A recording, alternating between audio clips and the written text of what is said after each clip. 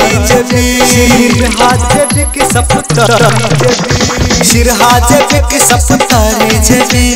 बीच में छेवालन फूल गे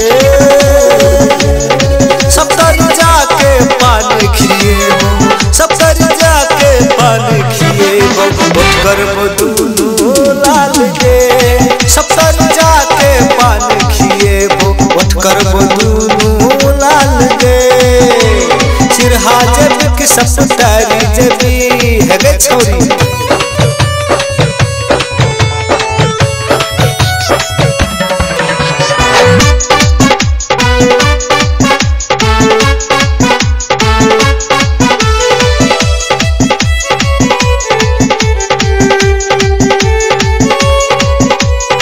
कान में झुमका ओठ में लाली लगा के निकलल ची लगा के निकलल ची छोरी कान में झुमका ओठ में लाली लगा के निकलल ची लगा के निकलल ची चढ़ल जवानी छोबर हसीन छौरा सब कर छोपसी छौरा सब कर छपसी सप्तरी जबी की सुन सारी जबी बीच में छकोसी फूल गे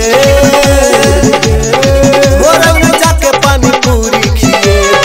मोरंग में जाके पानी पूरी खिए बहु मन कर तो चटपट गे मोरंग में जाके पानी पूरी खिए बहु मन कर तो चटपट गे सिरहाजे के सप्तरी जबी गे छोरी गे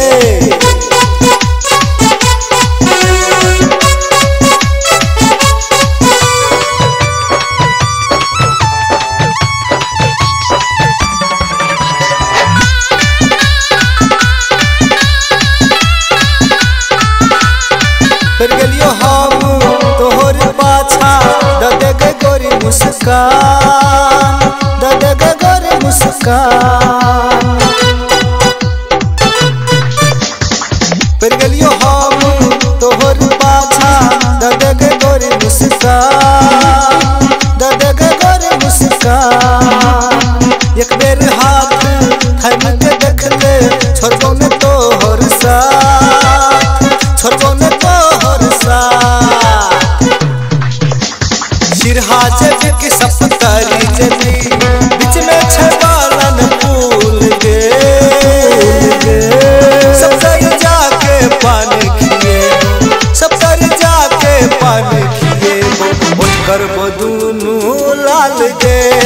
सप्तरी जाके पान खिए कर दूनो लाल गे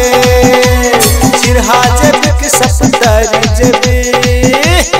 हे गे छोरी कता जेबी कहता दे तोरा कौन मतलब छौ से रे।